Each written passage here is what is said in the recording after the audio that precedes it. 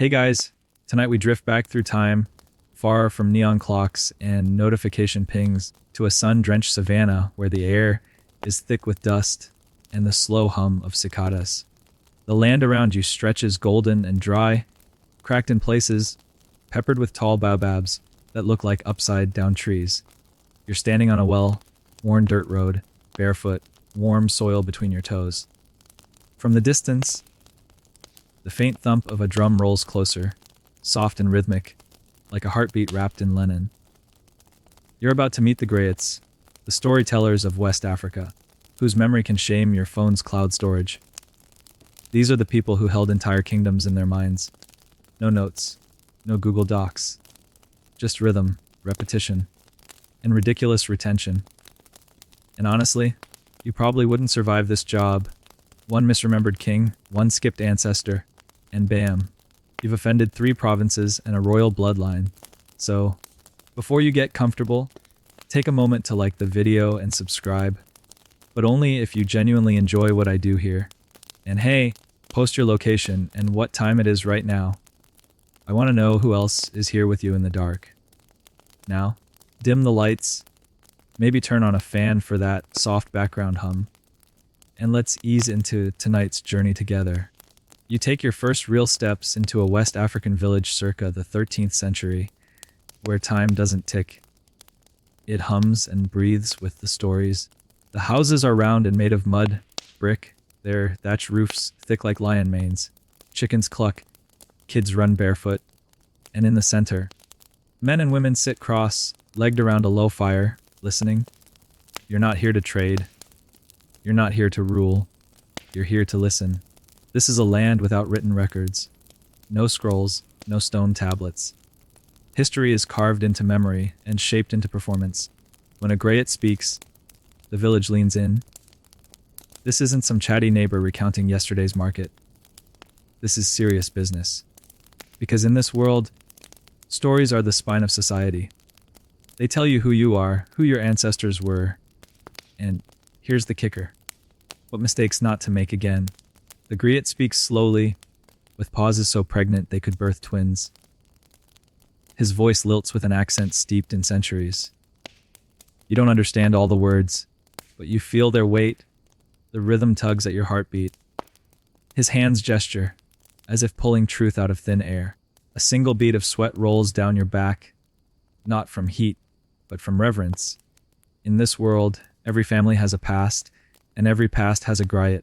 They are genealogists, entertainers, diplomats, and sometimes low-key political agitators. Their job, remember everything. And I mean everything. Who was born when, who married whom, who waged which war and lost what battle. And if you think that's exhausting, just wait, it gets weirder. See, Griots don't just rattle off names like a roll call. They layer the facts with metaphor. One ruler isn't King Sundayada of Mali. He's the lion whose paw crushed 7 thrones.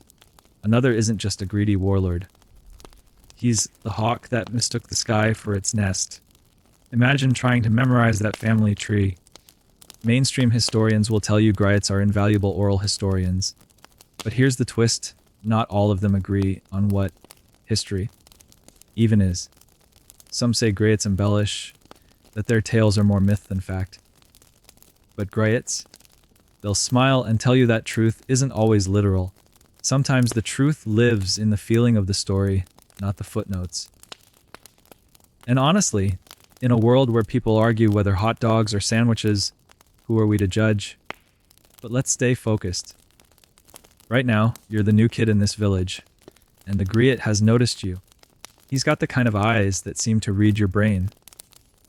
He beckons you closer with a nod, and you realize you're being invited into the fold.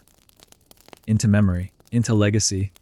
He starts slow, a chant, a name, another name, then a date. He claps, the rhythm locks, his voice rises, falls, and pulls you along. You find yourself swaying without meaning to. Your brain, stubborn as it is, starts to hold onto the pattern. It's sneaky. Like learning a song without trying. Next to you, a kid your age is mouthing the name silently. He's in training. His dad's a Griot. You watch as he nods in time with the drum, each beat stamping names into his mental clay. You wonder how many more names he knows. 50. 100. Try thousands. Here's a quirky fact for you. Some griots used string knots to help memorize parts of their oral histories, like ancient flashcards that dangle from your waist. Others relied on musical instruments. Each string on a kora could represent a branch of a royal family. You thought mnemonic devices stopped at PEMDAS. Think again. And it's not just history. Griots recite epic poems, proverbs, riddles, even subtle insults disguised as compliments. They could entertain a crowd and insult a rival, all in the same breath. It's basically ancient stand-up comedy with significantly more at stake. But for now, you sit in silence, heart sensing with the rhythm, eyes locked on the flames, as the griot takes you deeper. Deeper into the tales of your village, of your ancestors, of forgotten empires that once stretched beyond the horizon. One day, someone might sit by a fire and tell your story too.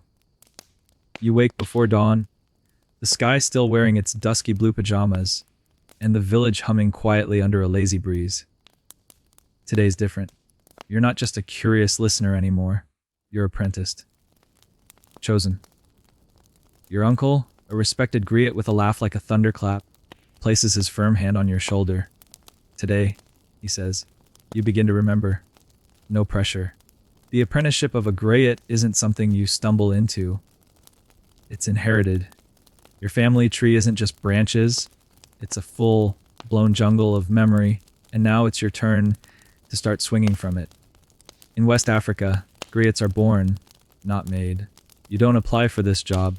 You're born into a line that's been carrying the same oral torch for centuries. If your great-grandfather could recite the rise and fall of 12 kings before breakfast, guess what you're doing this morning? Your training begins under a mango tree, because every wise lesson in history apparently happens under something leafy and poetic. Your uncle doesn't start with names or dates. He starts with a melody, a low, humming chant. No words yet, just tone, just rhythm. It seeps into your skin like warm sun. Before you speak history, he tells you, you must learn to hear it. You spend days just listening to the birds, the market gossip, the subtle variations in the drum beats during ceremonies. Each sound becomes part of the griot's palate. Eventually, you'll learn to mimic them. But for now, you sit, wide-eyed and stiff-legged, wondering when the real memory games begin. Spoiler, they never end. Each lesson peels back a layer. Today, it's the naming of ancestors from your village's founding line. Tomorrow, it's the marriages that unified neighboring clans. The next day, it's the insult that caused that one prince to storm off and start a rival kingdom. Cue dramatic griot reenactment. You're not just learning history, you're inhaling it. Every name carries a smell, a rhythm, a facial expression your uncle insists you mimic. And if you forget one, he stops, stares, and claps in your face, not out of anger, but because claps are how griots reset memory grooves. This isn't just memorization, it's embodiment. Your spine must remember the pride of a king, your eyebrows the fury of a betrayed queen. One moment you're crouching to imitate a servant, the next, strutting like a warlord who just conquered a salt mine. And speaking of salt, here's a mainstream fact to chew on while you pace. West African kingdoms like Mali and Ghana were once so wealthy from gold and salt trade that their rulers could crash economies just by spending too much gold. Yes, the original inflation kings. Now back to your training. Your uncle starts to drill you with stories that don't quite make sense. There's a tale of a snake that swallowed an army. Another about a man who married a river. Symbolism. Your uncle mutters through a mouthful of ground nuts. You'll get it? And you do, slowly. These metaphors aren't nonsense. They're mnemonic devices. The snake, a foreign invasion. The river bride, an alliance through trade. Griots encode facts inside fables because they stick better. Try forgetting a river wedding. You can't. Now here's a quirky tidbit. Some griots would change their delivery depending on who was listening. A noble? More flattery? A rival Griot? More flair? A bored kid? More jokes? It's not about telling the same story. It's about tailoring it just enough to land. And historians, they're still arguing about whether this makes Griots unreliable or just really, really good at their job. Some say oral history is too flexible, prone to ego or exaggeration.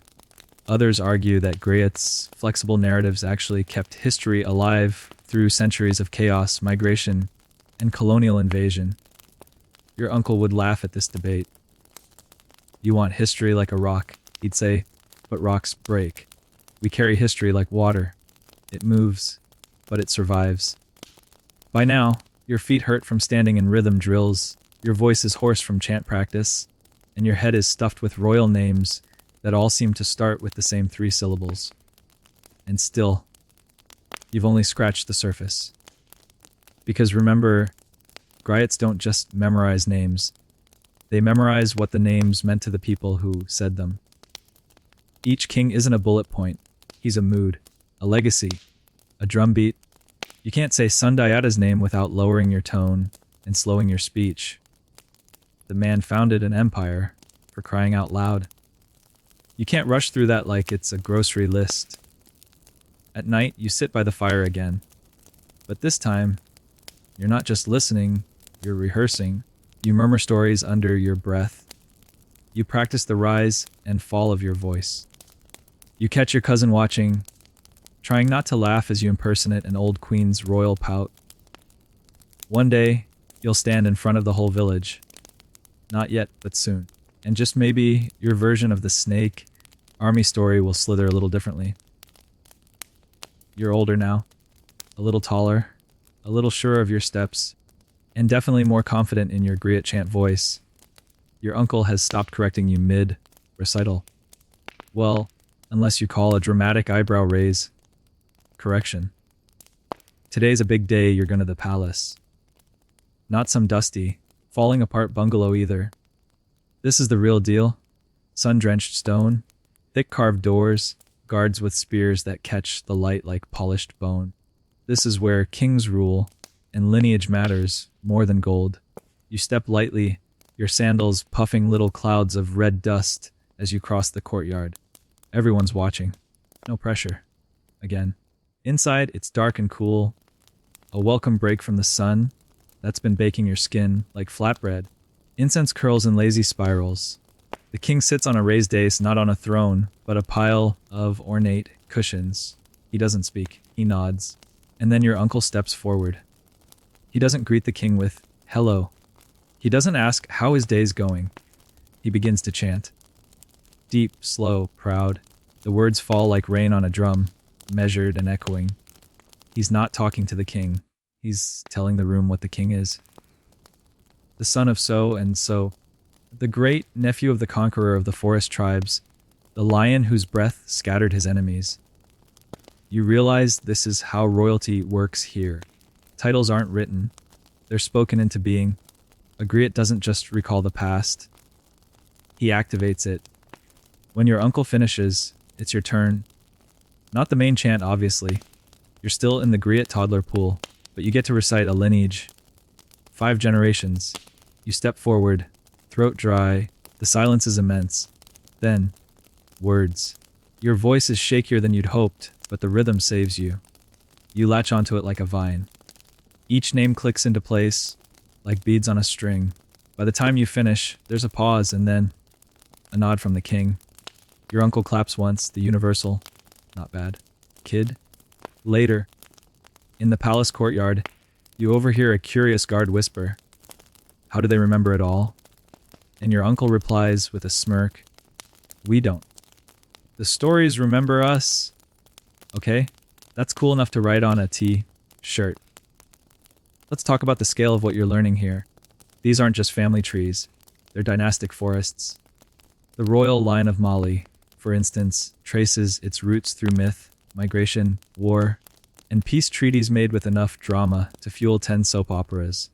You're expected to memorize who fought which battle. Yes, but also why, and what color the sky turned during the eclipse that followed. and what the local river spirits were supposedly whispering. Because here's the thing, oral history in West Africa doesn't separate the mystical from the factual. Everything's part of the tapestry. Mainstream historians used to dismiss this as superstition. Now, many are realizing it's just a different kind of history. One that acknowledges that human memory isn't just a filing cabinet. It's a theater. Your training starts to lean into that. You study gestures, pauses, even dramatic pacing. How long to let a silence stretch. Where to insert a knowing smile. You rehearse speeches that begin slow, crest into a chant, then break into song. Not because griots are dramatic, well, okay, maybe a little, but because performance is part of memory. The better you deliver, the better they remember. The better you remember. Now here's a quirky gem in some traditions. Griots had their own secret language, known only to initiates. Imagine a code within a code. History tucked inside riddles, only the trained could fully unpack. You think your math teacher's pop quizzes were rough? Try deciphering political alliances disguised as love poems. Back in the palace, you're absorbing more than facts. You're learning how power flows. You watch how the king shifts when certain names are spoken. You notice which lineage gets the longest praise and which gets only a passing mention. You're learning that a griot's words don't just reflect politics, they shape them. And here's where historians still argue, were griots just passive memory keepers, or were they subtle manipulators of legacy? Because if you say a king was great long enough, loud enough, and poetically enough, well, doesn't that make it true? Night falls. You and your uncle head back through the quiet fields, fireflies flickering like punctuation marks. He's humming content. You're exhausted but buzzing. In the distance, you hear another village drumbeat. Somewhere, another griot is telling a different version of the same history. Maybe you'll meet. Maybe you'll debate. Maybe you'll argue whether the Battle of Carina really lasted 3 days or 4. But for now, you walk with the palace echoing behind you and the future echoing ahead. One step, one name, one story at a time. Your legs ache. Again. You've been in a crouch for the past half hour, impersonating the regal gait of a long, dead empress known for walking, as if the wind dared not touch her. Your uncle makes you repeat the motion. Slower, prouder, more dramatic. You're pretty sure the wind would definitely not dare at this point. Welcome to the world of metaphor. You've memorized names and dates, sure, but now the lessons get weirder. More poetic, more layered. The griot's mind is not just a library. It's a kaleidoscope. And at the center of that kaleidoscope, animals.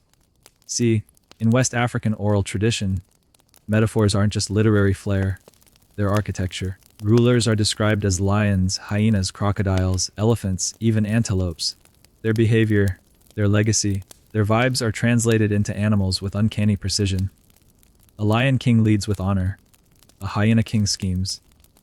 A crocodile king, well, he's probably not hugging anyone. Today, you're learning the lion kings of your region's past. Not Disney style, though that would have been helpful. These are rulers who were said to roar before battle, who protected their people fiercely, who sometimes had manes so glorious they became metaphors themselves. But it's not just kings. Armies are flocks of birds. Spies are leopards slinking through the underbrush. Traders become termites, forever tunneling through borders. You begin to see history not just as events, but as animal movements. A battle is a stampede. A betrayal is a serpent's flick. And every metaphor helps you remember. The human mind might struggle with names like Mansa Konkan, Musa's cousin's advisor's son. But the jackal who whispered into the lion's ear sticks really well. Historians still debate how much of these metaphors were direct memory aids versus culturally ingrained storytelling habits. Some argue griots crafted these comparisons on the fly, reshaping tales for each audience. Others believe the metaphors themselves were memorized as rigidly as dates. There's no clear answer, just a long, dusty trail of stories that keep evolving. You're given a list today. Not a written one, obviously. It's recited in your ear by your cousin during morning chores. 30 names, each linked to a different animal. You repeat it while you sweep the courtyard, again while washing your hands, and again while walking to the river.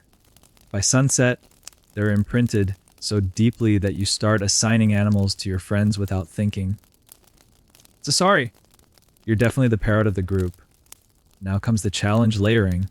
You must take the metaphors and graft them onto factual accounts. For example, the Lion King of Karuba united 3 provinces through marriage. That's the plot. But how you deliver it? The lion licked honey from 3 jars, sweetening the jaws of war. Boom. 10 times more memorable. Your uncle tells you, facts are bones. Metaphors are meat. You want people to remember the story. Give them something to chew on, and chew they do. One night, you perform a small recital at a naming ceremony. Not a big deal. Just 100 villagers and one mildly intimidating elder. With a face like weathered leather, you chant the rise of a warrior king using a lion metaphor so vivid you hear someone in the crowd actually growl in approval. Success. Afterward, an old woman grabs your wrist. That king, she says, was my father's cousin. You made him walk again. You don't fully understand what she means, but you bow anyway. Fun fact, some Griots believe that if a name stopped being spoken, its soul would vanish. So, in a way, every metaphor, every chant, is an act of resurrection. You're not just remembering the dead, you're reanimating them, giving them voice, posture, motion. Griots were less like historians and more like necromancers, but, in a cozy bedtime story kind of way. There's a practical side to all this, too. Metaphors are shields. If you have to criticize a living ruler, someone who can totally exile you for being mouthy, you don't call him lazy or incompetent. You say, the lion yawns too often these days. People chuckle. The message lands. You get to keep your home. Back at your hut, you practice in the mirror. The jackal licks the crumbs of the feast. Oof. A solid burn. The elephant forgets the mud that lifted him. Yikes. You're getting good at this. Just don't say them too loudly. You're starting to see why Griots were both revered and feared. They knew things. Remembered things. Could say things others couldn't. And they could wrap harsh truths in silk so soft, you'd thank them for the insult.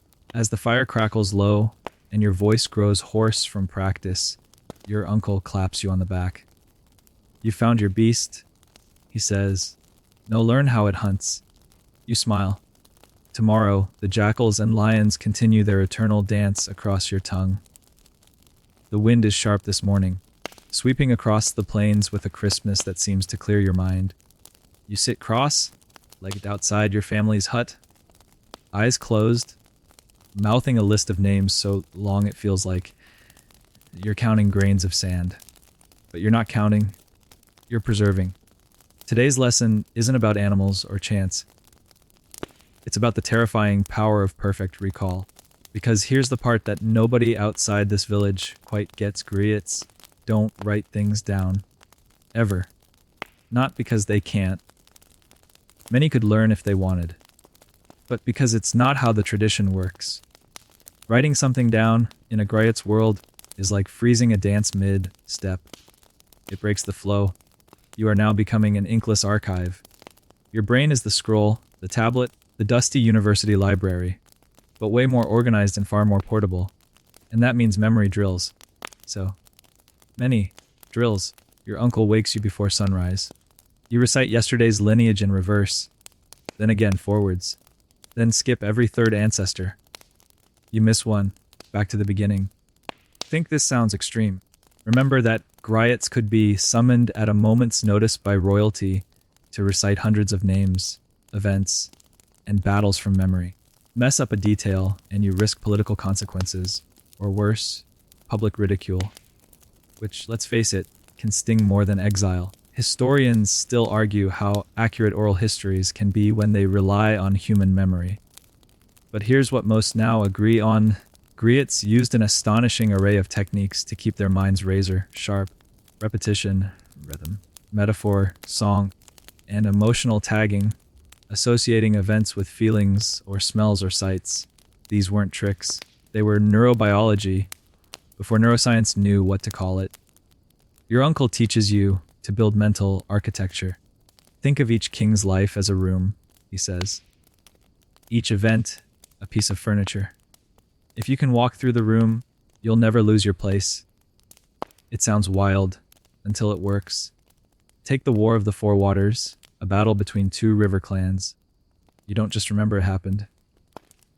You remember the king with wet sandals, the reed flute played before dawn, the scent of catfish stew on the air.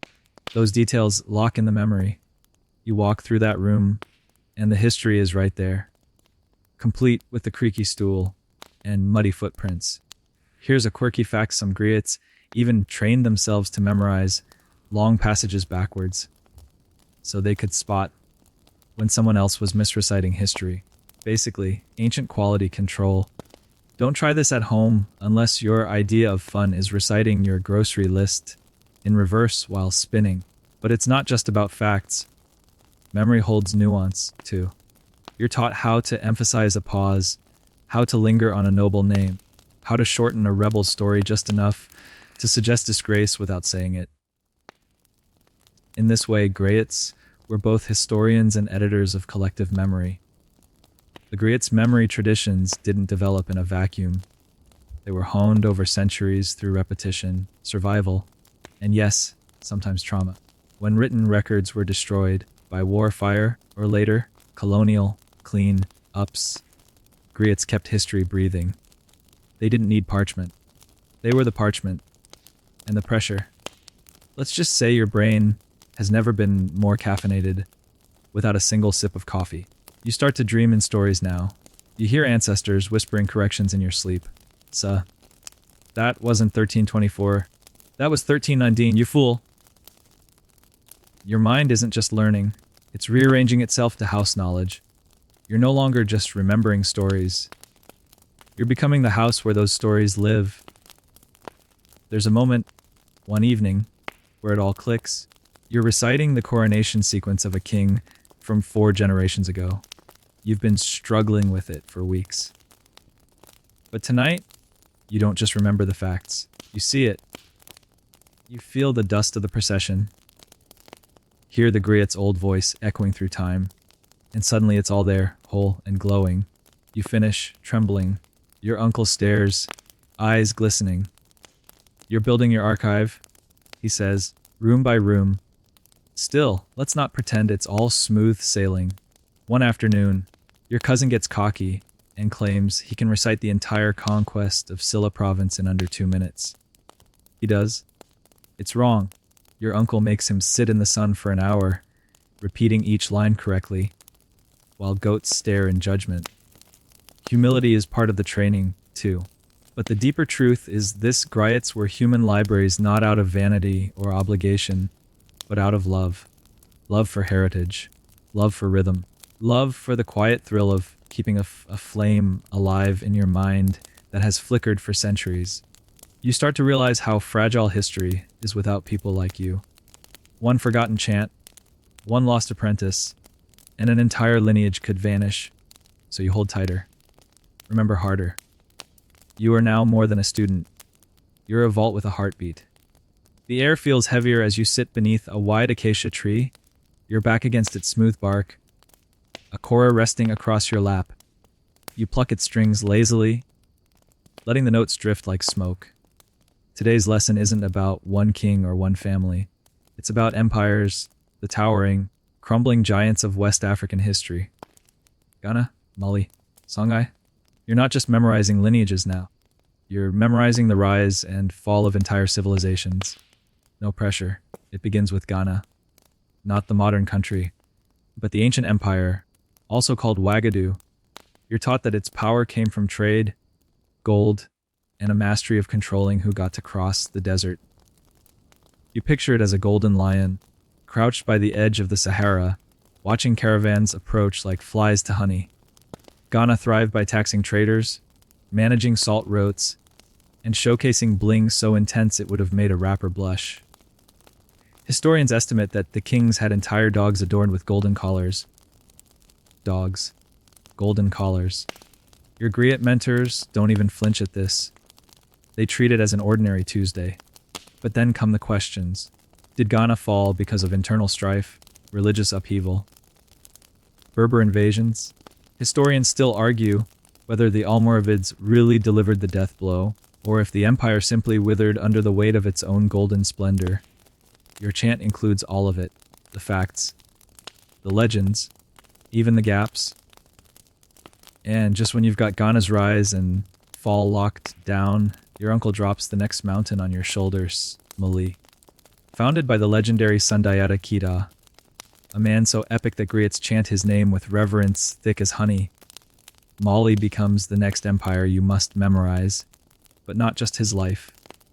You need to know the shape of his sword, the color of his battle cloak, the way the river seemed to bend away from his path, and of course, Mansa Musa, the gold-strolling, mosque-building economy, crashing king who made Hajj to Mecca with so much wealth that he made inflation a vibe. You're expected to remember the cities he passed through, the gifts he gave, the scholars he brought back. And yes, even the camel that fell ill outside Cairo, because someone, somewhere, might ask about it. But you don't just remember. You perform. You chant Mali's expansion like it's a symphony, rising in rhythm, layering place names and conquests with metaphor. Mali spread like sunrise over sleeping valleys. That's how your uncle says it, and now, so do you. Then, Songhai. The final titan. You're taught to describe it as a river python. Silent, enormous, wrapping around the weakened limbs of Mali. Under Soni Ali, Songhai slithered across cities like Timbuktu and Gao, controlling trade and knowledge alike. Your recital of his battles includes the sound of drums made from war shields and a chant so fast it mimics galloping horses. Quirky fact alert. Some griots claim that Soni Ali could summon storms with his voice. Historians tend to politely cough and move on, but griots, they grin and let the story ride the thunder. And yes, the Songhai Empire eventually falls, too. Its great defeat at the hands of Moroccan invaders wielding guns and arrogance. You chant the loss like a funeral dirge. The river swelled with silence. You say, a line that still gives you chills. But here's the tricky part, griots don't just memorize timelines. They memorize context.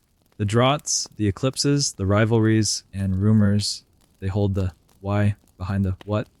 Western historians might ask, what year was Timbuktu's library burned? A griot wants to know, what omen was in the sky that week? You sit in the shade for hours, sweating under layers of empire. Your brain is sore. But you start to see how it all connects, how one fall becomes the soil for the next rise. You understand that history isn't just a list, it's a story, a rhythm. And you? You're its drummer? That night under a crescent moon, you perform your first empire chant for the elders. You start slow. Ghana, the lion of gold. Mali, the sunrise king. Songhai, the storm-breathing serpent. Your voice finds its flow. Your fingers pluck the core at key moments, weaving music into memory. When you finish, the fire crackles loud in the silence. Then, soft clapping, not applause, approval. The griots nod. You've just held 3 empires in your mind, and passed them on intact. And maybe, just maybe, those empires aren't gone. Maybe they still live in your voice, your rhythm, your breath. The sun hangs low, red as a smoldering ember, casting long shadows that stretch like ancient trails. You walk beside your uncle through the dusty paths that weave between villages. This isn't a lesson in history, not today. Today, it's a lesson in geography, sort of. You're following the invisible veins of West Africa, the trade routes, but you're not carrying goods. You're carrying memory. You arrive in a bustling outpost, a place neither entirely town nor entirely camp. Camel bells jingle like wind chimes, and the air smells of sweat, spices, and sun-baked leather. Merchants bicker, children chase goats, and griots. Yes, other griots, Chant fragments of history to anyone with ears and coin. Because here's something people forget to eat: trade routes didn't just carry gold and salt. They carried stories. And those stories, well, they didn't always match yours. You're seated at a low table, sipping sour milk from a gourd, when an older Griot from the east begins to recite the fall of the Ghana Empire. Except, his version ends in betrayal, not conquest. Your uncle leans over, whispers, "That's how they tell it." Now you know better. This, you realize, is where Griots truly stretch their memory, not just recalling your version of history, but listening to and cataloging everyone else's. Memory isn't static, it's comparative, like playing 3 songs at once and trying to hear each melody. Mainstream history often paints these trade networks as purely economic. Salt from the Sahara, gold from the forests, cola nuts, ivory, and even enslaved people, all accounted for. But what textbooks skim over is the cultural smuggling that came with it. The Griots were the unofficial couriers of that trade. You hear about a Griot from Jenning who used knots in his robe to mark which versions of a story he'd heard. One knot for the Songhai telling, another for the Fulani twist. It's like history's earliest version of a hyperlink system. Tap this knot, follow that version. As you travel deeper along the Sahel's arteries, the names change subtly. The cadence of the chants shifts. One clan's villain is another's hero. The same battle becomes either glorious or disgraceful, depending on the sand you're standing on. And yet it all holds, because Griots don't panic over contradiction. They remember multiple truths. You're taught to begin your story with, "Some say," or "As the rivers told it." That way, you respect the tapestry, you preserve the complexity. One afternoon, at a crossroad market near Timbuktu, a young Griot challenges you. He chants the founding of Mali in a version that claims Sundiata stole magic from a northern king. You stiffen. That's not how you were taught. But your uncle puts a hand on your shoulder. "We don't argue with history," he says. "We host it." So, you listen. And that night, by your own fire, you test out the alternate version, layering it alongside your own. You don't choose. You stack. You remember both. Quirky tidbit of the day. Some Griots developed mnemonic songs based on the trade goods themselves. A chant about copper might trigger the memory of a king who monopolized its rote. A line about salt. Maybe it cues the memory of the tax laws that helped Mali grow fat and rich. Suddenly, history isn't just mental. It's tactile. You taste the salt. You touch the copper. You recall. As you journey, you begin to understand just how much Griots owe to trade. Not just for the wealth it brought, but for the stories it scattered. Each caravan that passed carried more than goods. It carried versions, updates, interpretations. And you were expected to catch and keep them like fireflies in a jar. Historians still debate the influence of these Griot exchanges. Some say they preserved African unity in the face of colonial disruption. Others claim they muddied historical accuracy. But Griots would say, accuracy without spirit is just arithmetic. Back at home, you begin to organize your thoughts like trade routes. Each story has its place. Each empire, its compass point. Ghana sits west, near the camel trails. Mali stretches south, where rivers bend like questions. Songhai coils north, guarding desert secrets. You map it all in your head, then overlay the stories like stars.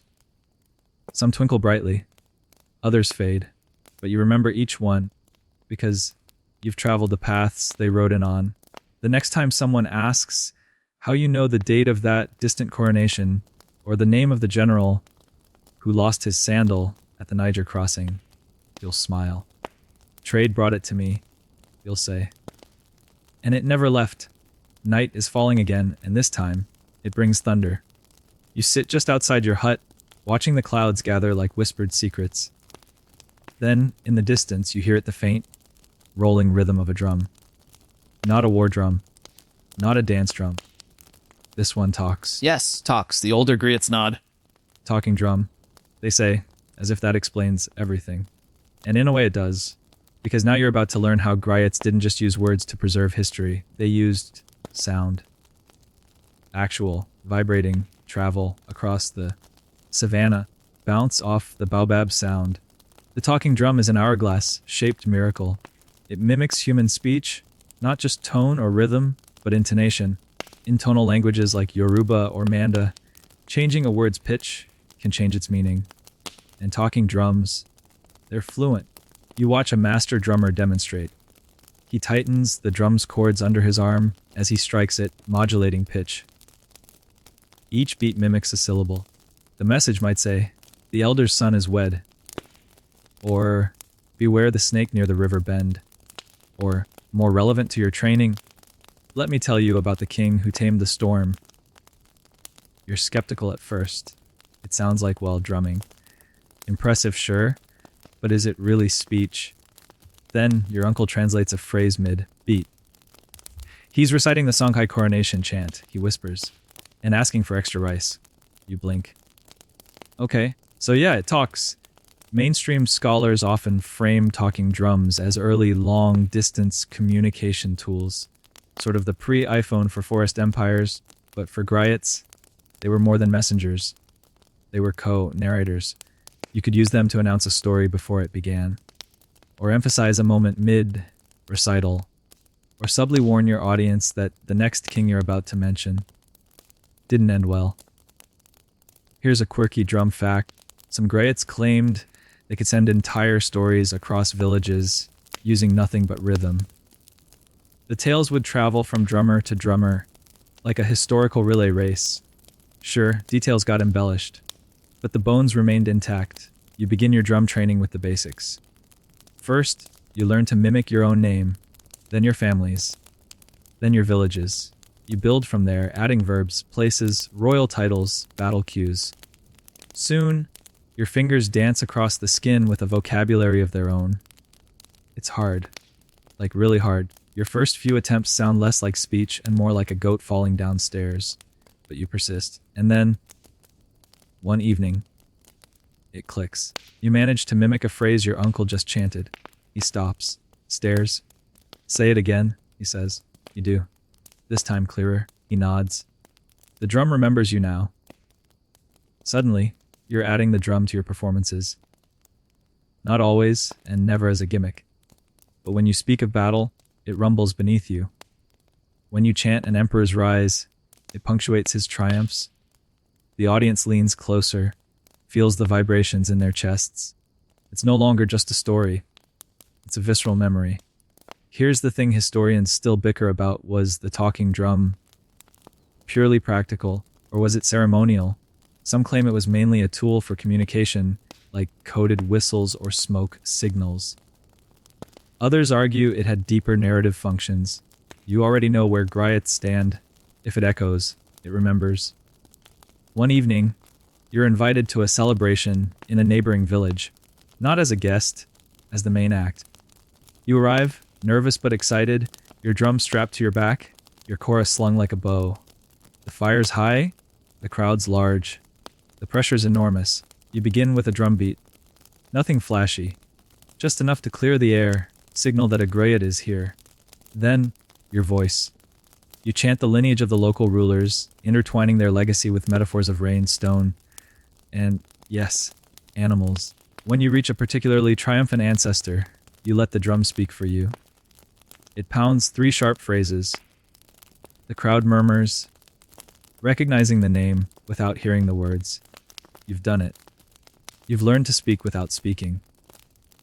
That night, under a sky thick with stars, you sit beside the older Griots, your drum beside you. They nod approval without words. You belong now, not just to your village, but to a brotherhood of memory, of rhythm, of sound, born history. You fall asleep with your fingers still twitching, your mid-recital, deep into a chant about a legendary queen who once ruled a river valley with a voice so commanding it made hyenas retreat. Your kora hums gently beneath your words, and your drum is silent for now, like a lion at rest. But the air changes. A visitor arrives. Foreign. Tall hat, long coat, a leather-bound book under one arm. He's a historian. And he has questions. He listens to your performance with an odd squint. When you finish, breathless and proud, he steps forward and asks, "But how do you know any of it is true?" You blink. The crowd goes quiet. Your uncle's face remains calm, but you can tell, behind the stillness, his jaw's clenched. And there it is, the age-old standoff. Griots versus historians. To you, truth has never been a single stone. It's a mosaic, one piece from each voice, each village, each version. But to this man, history is only real if it's written. Verifiable. Peer-reviewed. Historians still argue about griots. Are they reliable? Are their memories distorted by politics, pride, performance? Some scholars treat griot recitations like folklore, useful only when cross-checked against written records. Usually those penned by Arabic traders, or worse, colonial officers with questionable agendas.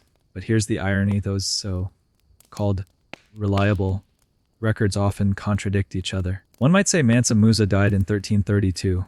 Another says 1337. Griots will tell you, he died when the moon dipped low and the tamarind trees bore no fruit. And somehow, that feels truer. You try to explain this to the historian. You say that history is lived through mouths and memory here.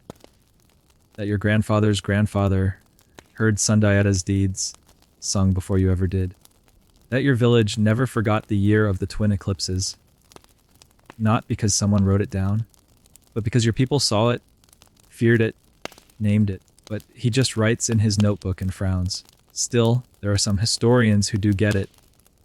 The good ones. The curious ones.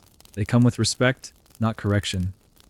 They record griot performances, then sit down and listen. Really listen. They know they're not just hearing names. They're hearing centuries breathe. Quirky side, note, one anthropologist in the 1960s tried to verify griot genealogies by cross-referencing multiple oral accounts. What he found blew his mind. The details aligned with remarkable consistency across regions.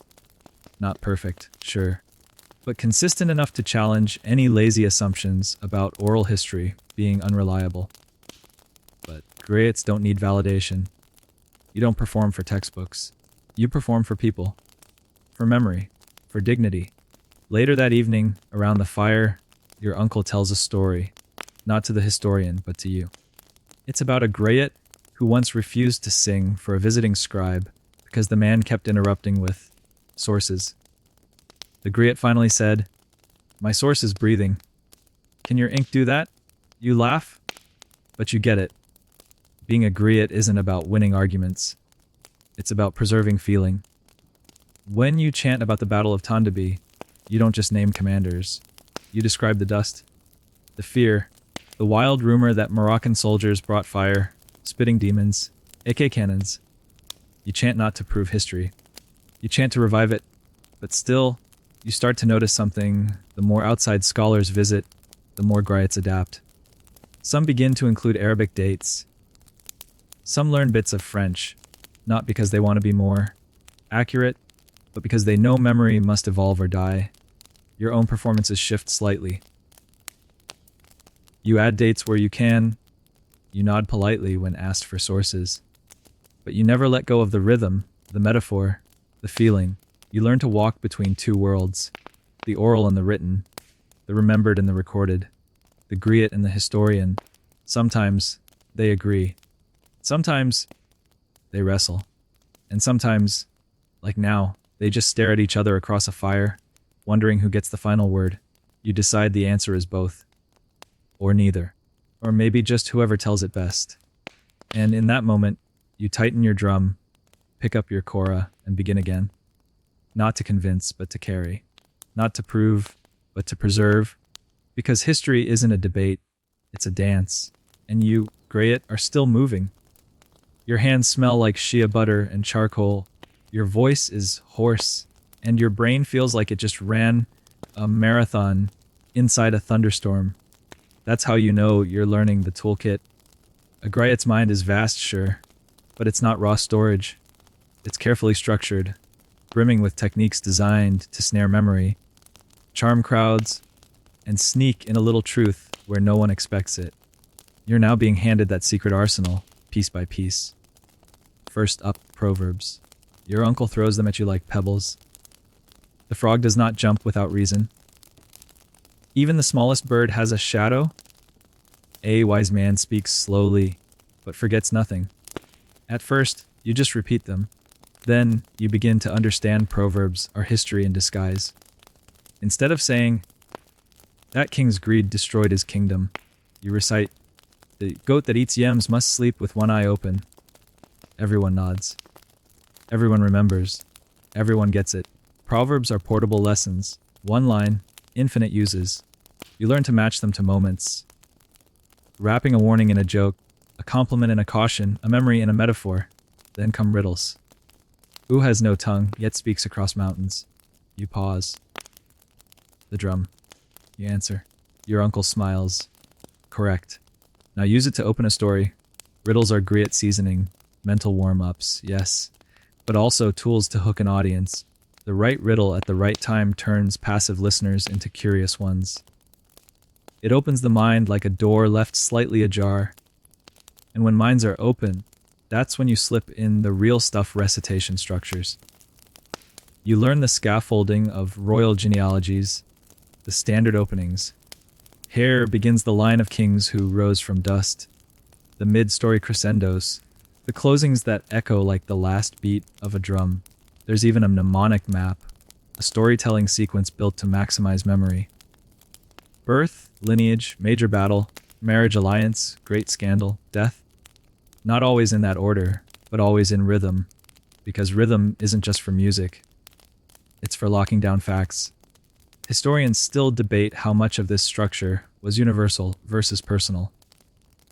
Some Griots swore by a strict form, others jazzed it up every time. You're taught both styles, just in case. Flexibility is part of the craft. And now for the truly weird part, voice training. Not singing, exactly. Not shouting either. It's chanting. That semi-musical, semi-spoken middle ground where emotion lives. Your uncle calls it letting your throat remember. He makes you practice tones that rise like morning doves and fall like dusk, each inflection tied to a specific type of tale. Sorrow, pride, warning, awe. He even teaches you how to breathe between words to make the silence speak, how to stretch a syllable until it hangs in the air like mist. Try doing that with a textbook. Here's a quirky griot tidbit. Some use charms or small stones as tactile triggers. A griot might grip a smooth pebble whenever they reach the name of a disputed ancestor, subtly reminding themselves to be diplomatic in their phrasing. History as improv with props. But none of this works unless you can see your audience. So now, you train in crowd reading. Who leans in? Who frowns? Who smiles at the mention of a certain name? A good griot adapts in real time, adjusting tone, pausing for laughter, rushing past touchy subjects with grace, disguised as rhythm. It's not just performance. It's tactical memory delivery. At a ceremony in a nearby town, you get your first real test. You're told, just minutes before your chant, that the local chief despises any mention of his grandfather's exile. You edit your story mid-breath, replacing the exile with a spiritual journey, padding the gap with a proverb about seeking wisdom in solitude. The chief beams. The audience nods. You survive. Your uncle slaps your back later. You used the toolkit, he says, and no one even saw you open it. You smile, exhausted. Because beneath the poetry and rhythm and charm, this griot life is also cunning. Strategic. You don't just remember the past, you shape how it's received. The toolkit isn't about manipulation. It's about responsibility.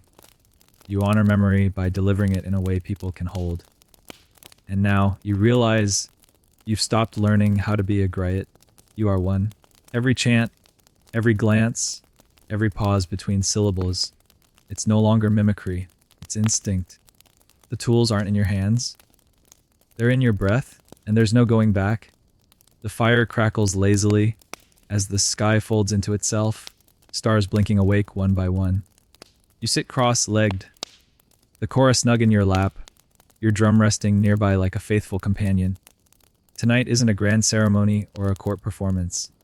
Tonight, you're griot of the night. This is where you thrive. Children gather first, their eyes wide, their sticky fingers still smelling of roasted maize. Then elders, cloaked in soft layers, settle in with the patience of trees. The night air carries the scent of smoked millet, beer, and distant tamarind blossoms. You take a deep breath, and you begin, not with dates, not with lineage, but with wonder. You tell the story of the hunter who spoke to the moon, and the warrior who followed a dream to a buried city. Your tone is soft, sleepy. You don't chant with thunder tonight. You hum history. You let it settle like dew. This is where griots become something more than historians. You're not just recalling the past. You're wrapping your audience in it like a blanket. You watch the children slowly lean against their mothers. One yawns. Another murmurs again. You smile. Sleepy listeners are the best kind. They don't argue, they just absorb. Quirky truth. Many griots save their most powerful versions of tales for the night. Why? Because people are softer then, less critical, more open. And also, because nothing says, remember this, quite like whispering it in the dark, when the world feels like it's holding its breath. Tonight, you tell a version of Sundiata's rise where the animals help him find his courage. A hawk gives him a feather. A lion teaches him stillness. The children believe it fully. The elders smile, recognizing the metaphors you've braided into truth. Your voice rises just enough on the big moments. And then, with a single step, he crossed the river, and then falls into lullaby softness again. You play your kora between stories, letting each note smooth the edges of memory. Here's the thing historians never capture. Griots weren't just recorders of fact. They were emotional historians. They tracked not just what happened, but what it felt like. The fear before battle, the thrill of victory, the sting of betrayal, the bittersweet of aging. And nowhere is that more present than in these night recitals. You switch gears. Tell the tale of the village that moved to escape a curse, only to return generations later, when the curse became legend. You don't mention years. You don't need to. The mood does the work. The story becomes timeless. Your uncle watches from the edge of the circle, silent but nodding. This is how he first trained you, by firelight, in the hush between stories and snores. And now, it's you guiding the next generation. You pause, drum in hand, and ask a boy to guess the ending of a riddle. He beams, gets it wrong, but everyone laughs. He won't forget it now. You've planted a seed. A breeze picks up. The fire sputters. The youngest child is already asleep, cheek pressed to his mother's thigh. You wrap your final tale with a soft proverb. When the night speaks, listen. Its silence is older than words. The audience disperses like dandelion seeds, slowly, with smiles. No applause. Just warmth. That's the griot's applause. Eyes that linger. Heads that nod. Hearts that feel full without knowing why. You stay behind to pack your kora. Your uncle joins you. You told it well, he says. I left out the rebellion, you reply. He shrugs. Tonight wasn't for rebels. And that's the real trick of being a griot, knowing which truths to tell when, not to deceive, but to tune memory like a string. Each night is a new audience, a new need, a new story, even if it's the same tale. You walk home under a sky thick with stars. You feel the echo of your own words still floating in the air behind you. Tomorrow you might recite the same history in court, sharp and bold. But tonight, your voice was a lullaby. You are the jolly of the night, the whisper that carries kings to sleep, the melody that tucks memory into dreams. And somewhere in the village, a child is already dreaming of a lion with a feather in its mane. Morning breaks with a rooster's arrogance and the smell of thick millet porridge. You stretch, muscles sore from sitting cross, leg too long, throat tender from hours of night chant. But there's no rest today. Today you learn about power. Not swords and armies, not gold or trade routes, but the kind of power only griots wield, the word that outlives the king. You follow your uncle to the compound of a local chief. He's dressed in fine robes, rings glinting on every finger. He greets you not by name, but by your family's function. Ah, the memory carriers, he says. You bow. You're expected to perform, yes, but not for entertainment. Today is a praise session. Praise is sacred. It's not flattery. It's not manipulation. It's memory woven to uplift. You begin your chant with his ancestors, his lineage stretching back to the hunter who married thunder. You speak of battles won, villages founded, sons born under good moons, and yet, you're careful, because what you say now shapes how this chief is remembered. Too much praise, and people will whisper. Too little, and you might be accused of disrespect. This isn't just poetry, it's political landmine navigation. That's why Griots were both loved and feared. You could elevate a king, or ruin his legacy. Your uncle tells you the story of a Griot who once ended a chant with a single, deliberate omission. Left out the name of a recently deceased uncle who'd brought shame on the family. No one said anything, but everyone noticed. That man's name faded like morning mist. Quirky fact, in some traditions, Griots were given diplomatic immunity. They could insult kings, lightly, rhythmically, and live to tell the tale. Why? Because even kings feared being remembered wrongly. Your performance goes well. The chief nods, pleased. But as you're packing up, he leans closer and says, "Remember to mention my son's achievements next time. He's to marry the merchant's daughter." You nod. It's a request, not a threat. But it sticks with you. Later by the river, your uncle senses your unease. "We serve truth," he says. "But truth bends like a reed in strong wind. Learn when to hold it straight, and when to let it bend. This is the Griots' real test. Not memorizing names, not chanting in rhythm, but judgment, when to praise, when to pause, when to let a curse slip beneath your breath, wrapped in metaphor. You remember another tale, the Griot who was asked to chant for a tyrant. He did, beautifully, lavishly, then ended with a proverb. The tree that grows too tall forgets the sky is still higher. The tyrant clapped. Everyone else understood. You start practicing this delicate skill, the soft curse, the veiled warning, the praise laced with hesitation. You speak of one king as the sun that shone, even through the smoke. The audience hears what it wants, but some know the smoke was rebellion. Historians often struggle with this ambiguity. What did the Griot really mean? They want clarity, clean quotes. But Griots thrive in nuance. We don't write the past. We suggest it, let it linger, let it bloom in the listener's mind. At your next recital, you perform a lineage where one prince's reign ended mysteriously. You don't say he was poisoned. You say, his sun set early, though no clouds were in the sky. The room goes quiet. Everyone knows. No one says it aloud. Power isn't just in the words. It's in the spaces between them. And then comes the opposite challenge, elevating the forgotten. You're asked to chant for an old widow whose husband died in battle 50 years ago. She wants her grandchildren to know he wasn't just a footnote. So you dig deep, you find his name, his deeds. You craft a chant that makes him shine like a fallen star. Her eyes well with tears. Her grandchildren sit taller. That's the other side of Griot power, not just shaping kings, but rescuing the overlooked. You begin to see Griotship as both a sword and a balm. Your words can cut or heal, sometimes both at once. That night, back at the fire, you try a new chant, one that praises a queen no one ever talks about. You include her diplomatic genius, her quiet reforms, her legacy in trade. The elders murmur. They remember her differently, or not at all.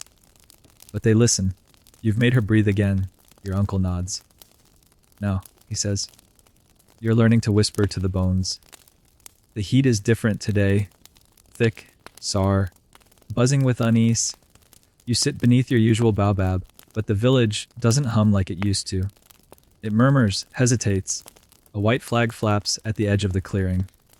Not surrender, exactly, but permission. The French have arrived, and everything is about to change. Colonial soldiers, stiff in their uniforms, march through streets they can't pronounce. They carry guns and rules and names that mean nothing to you. One of them stops by the Griots circle during a performance.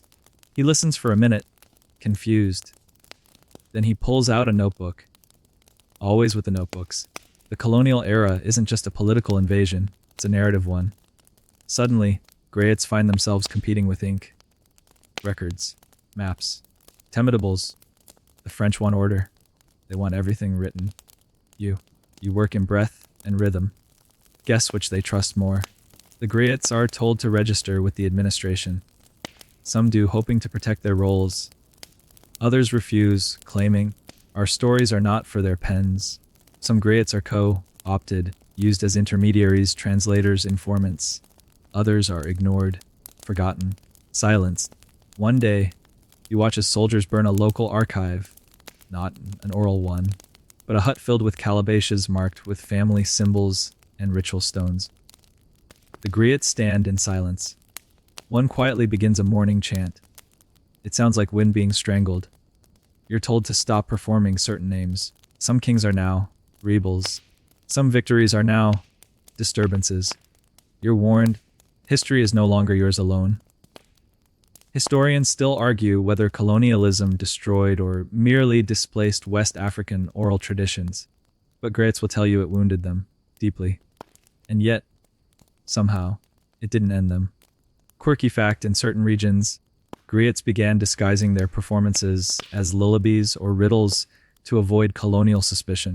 One Griot even rebranded a political chant as a children's counting game. The kids learned to clap. The story survived. You adapt. You begin to tell stories in metaphor so dense even translators struggle. The leopard was bitten by a flea. You chant, instead of saying, the governor fell from grace. Your drum doesn't announce royal births anymore. It now warns villages of incoming taxmen. Using a pattern no colonist could decode, you notice a shift in your own performances. There's more caution now, more layering, but also more urgency. Each recital feels like defiance. Every chant of an old king's name becomes an act of resistance. Your uncle ages rapidly during these years. His back curls, not from weight but from silence. He performs less, speaks less, listens more. We used to shape history. He says, no, we hide it. But you refuse to let it vanish. One evening, you sneak out of the village and perform the forbidden chant of a rebel leader who fought the French. Not for a crowd. Just the trees, the stars, the land. You whisper his name, wrap it in rhythm, send it sailing across the dark like a kite. You return home shaking. The next morning, a child repeats part of your chant. He says he dreamt it. You say nothing. But inside you smile. Because Griot memory doesn't die, it burrows. It hides in lullabies, in drum beats, in nicknames and cooking songs. Colonialism may have redrawn maps, rewritten laws, erased archives, but the Griots, they became ghosts in the walls. You start teaching the younger ones in secret. Not just names and dates, but how to hide them. You give them chants that mean one thing on the surface, and something else entirely when sung twice as fast. You turn metaphors into shields. You teach them to recite while they grind millet or herd goats. You remember the proverb, even the silent drum remembers its rhythm. And one day, a French official asks you to perform at a colonial festival. You agree. You play a cheerful, meaningless tune. The audience claps politely. But later that night, at the riverbank, you perform the real version, the one that tells how your people once ruled an empire, how gold passed through your hands, how your kings walked taller than mountains. The river listens and remembers. The sun is setting on the colonial age, but it's not going quietly. Independence whispers through the trees, loud in the cities, soft in the villages. People wave flags, sing new anthems, march into futures shaped by borders they didn't draw. And yet, somewhere between the cheers and paperwork, a question lingers. Who are we now? Enter you, older now, with silver in your hair and calusas on your fingertips. You still have your drum, your kora, but the audience, different. They wear sunglasses and speak French at school.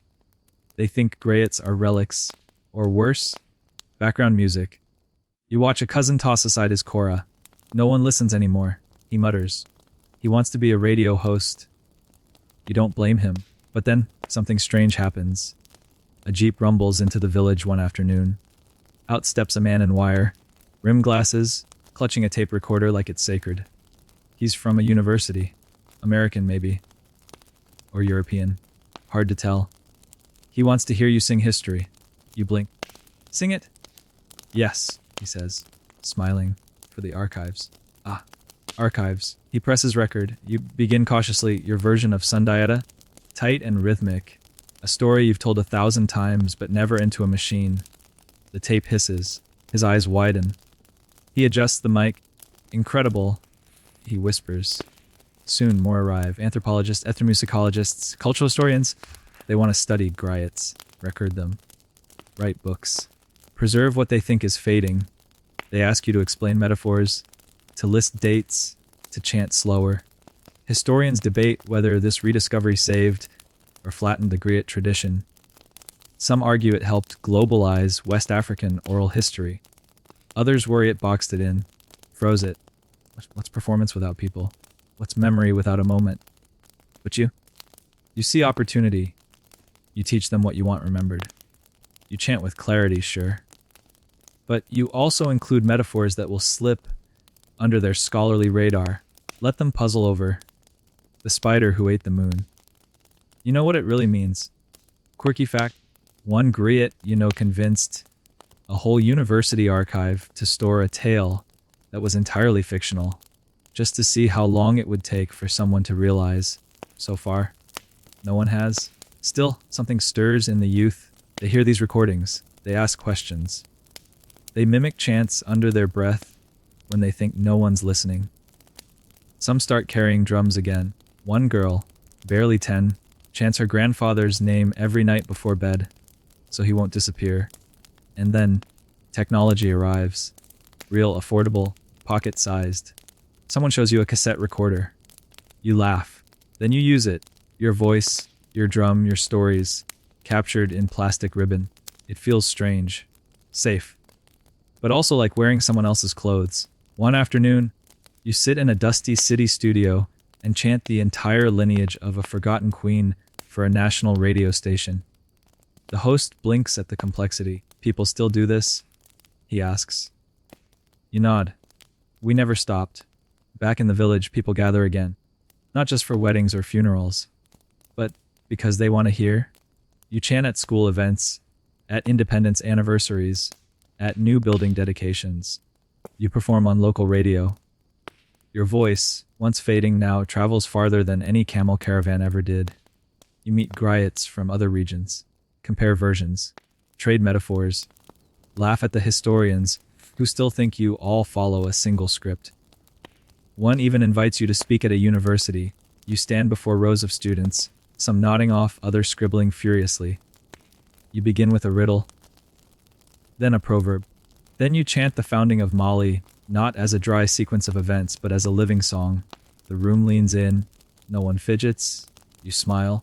Later, a professor asks if you'd consider formalizing your training, writing it down, making a griot curriculum.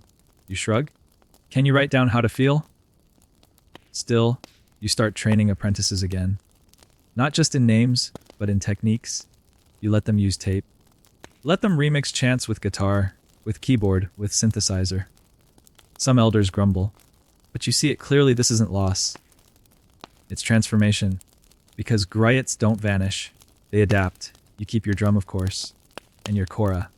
But now your archive includes cassettes, flash drives, YouTube links. The griot tradition didn't die. It uploaded. And every time someone presses play, the memory breathes again. The days feel slower now. Not because time has changed, but because you have. Your steps are measured, your voice lower, your hands stiffer on the strings of your kora. Yet when you chant, the fire still answers. The rhythm still lives. You are the village's memory. The griot who lived through empires retold, stories reshaped, gods questioned, rulers praised and cursed. Sometimes in the same breath, your name is spoken with reverence, but you know what's coming. Every griot must one day fall silent. but not before passing the flame. Your apprentice sits across from you, legs too long for the mat, eyes wide as new moons. They carry a drum that still smells of fresh hide. Their memory is raw, fast, eager, but untested. You watch them trip over a chant you could sing in your sleep. You smile patient. You're not learning words, you remind them. You're learning how to make people feel them. It begins again. You repeat stories you've told 100 times, but now slower, more deliberate. The tale of the twin kingdoms who built their border out of riddles. The rise and fall of the Lion Queen. The proverb that stopped a war. The curse hidden in a compliment. All of it, piece by piece, voice to voice, breath to breath. You test them. Gently at first, then harshly like your uncle once did. You skip names midline. You pause at tricky parts. You murmur a false version to see if they correct you. They fumble. Sweat. Scowl. Then, one evening, they get it right. And you, sitting in the fading light, feel the knot in your chest loosen. You show them how to speak to kings without flattery, how to recite a scandal so the room laughs instead of gasps, how to let a chant linger. Not finish it, just let it dissolve like smoke. You remind them of the silences, the weight of a pause, the power of a well-placed proverb that lands like a stone in still water. Historians still argue how Griots kept stories intact through so many centuries of turbulence. Was it memory? Method? Magic? You know the answer. It's love. Love of voice.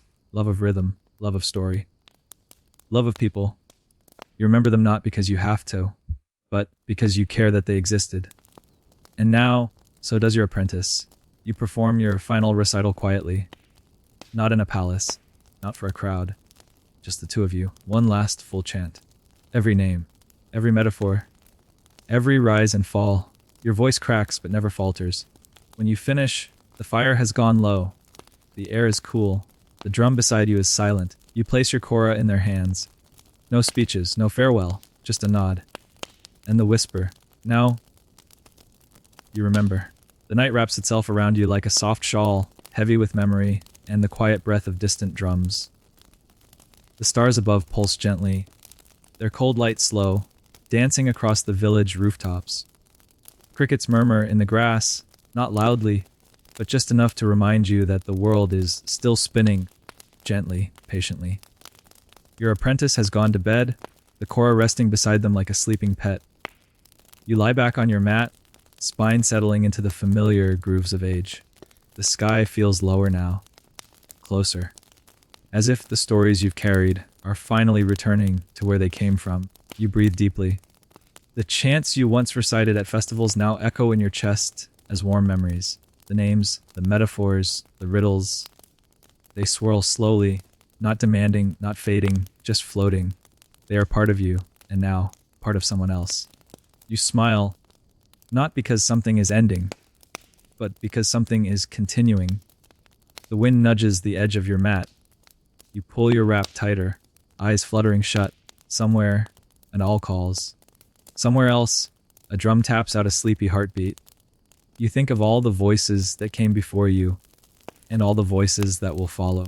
You are no longer the story's keeper. You are part of the story now, etched into rhythm, folded into silence, and slowly, sweetly, you drift into sleep.